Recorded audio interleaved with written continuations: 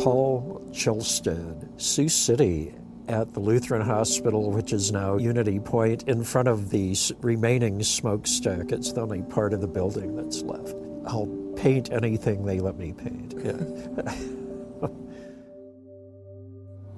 I don't think it was ever really much on my mind. And it's like,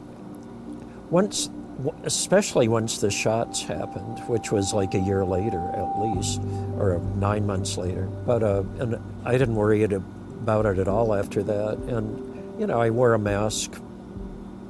I'd go to friends with a mask on. So it really didn't interfere with anything. I just wore a mask. I didn't get any work done. I mean, socially, it wasn't interfering with anything.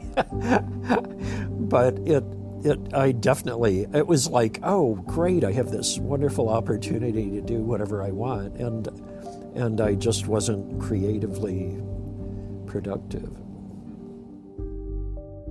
I love to cook. Cooking, I probably ate really well.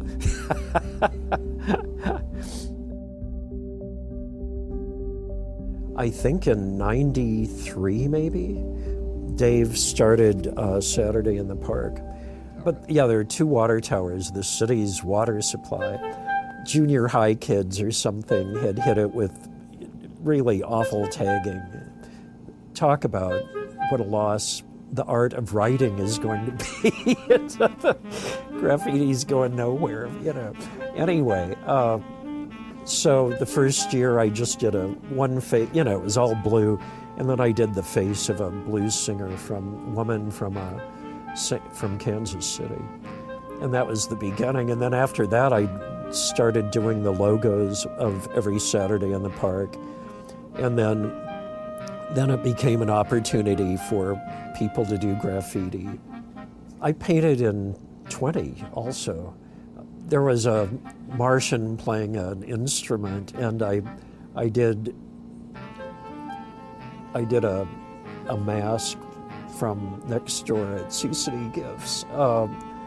They had SITP on a black mask.